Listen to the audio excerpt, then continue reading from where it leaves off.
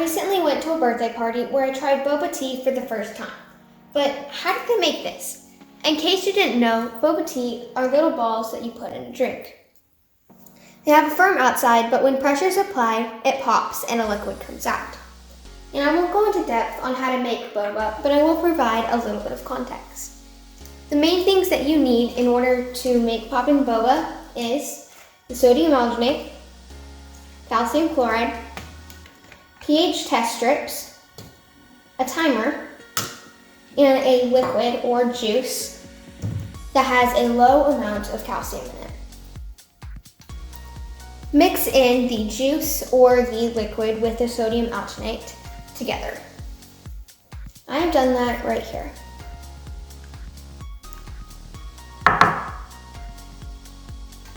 Next, dissolve the calcium chloride with some water, which I have done right here. Using a dropper, drop some of the sodium alginate mixture into the calcium chloride mixture.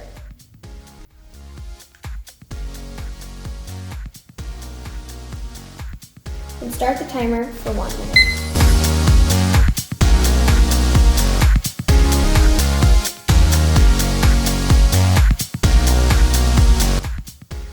Now that's been 1 minute, you're going to use a little scoop and scoop out the boba balls and drain the calcium chloride mixture.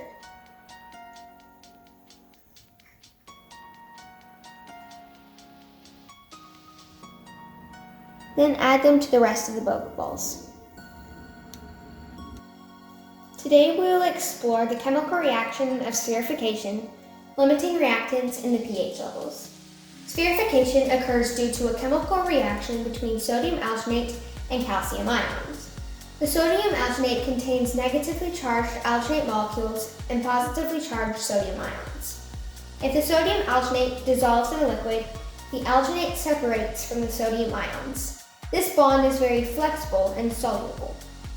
When the solution with the sodium alginate is dropped into the calcium ion mixture, the calcium ions bond to the alginate and replaces the sodium ions. Calcium ions has a positive charge, so they need two bonds in order to become more stable molecules. Because the calcium ions have replaced the sodium ions, another bond is needed to stay stable. This extra bond makes the connection really strong, meaning the flexibility is lost. This firm connection looks like a thin gel coating a boba ball to humans. The longer you keep the droplets in the calcium mixture, the thicker their skin will become because the alginate will have more time to react with the calcium ions. In fact, if you wait long enough, you can solidify the entire sphere. A good amount of time to leave the sphere in the calcium mixture would be around 1 minute. However, there's a possibility you could run into the problem of a limiting reactant.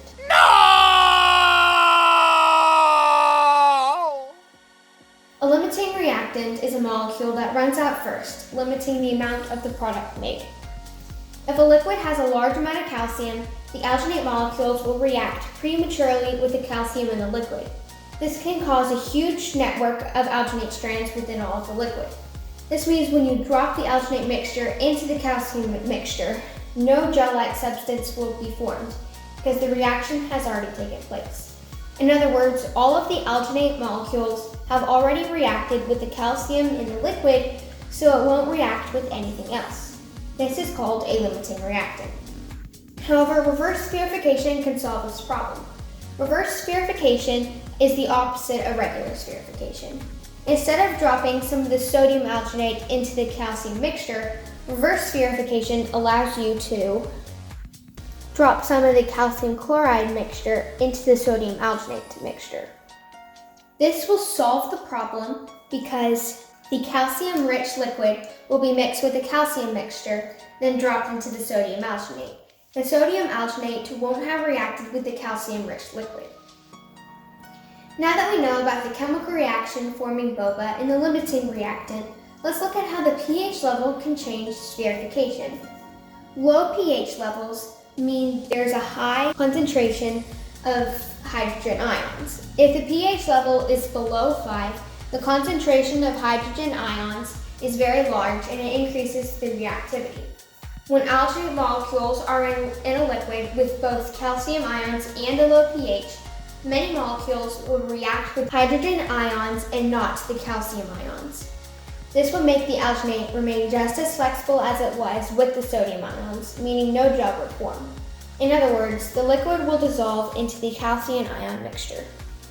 In order to fix this, you'll need to add sodium citrate to the liquid with a low pH level in order to react with the excess hydrogen ions. This would allow the calcium ions to react with the alginate readily. Another way to prevent the low pH level in the first place would be tested using pH test strips. Dip the test strip into the food that you're trying to test and shake off any of the excess liquid. Then wait a couple of seconds. The test strip will become the color of the pH level. When you think of spherification, I bet you didn't know all of the chemistry involved. As you can see, there's so much science behind spherification between the chemical reaction in the spherification, the limiting reactant, and the pH level. I hope you enjoyed.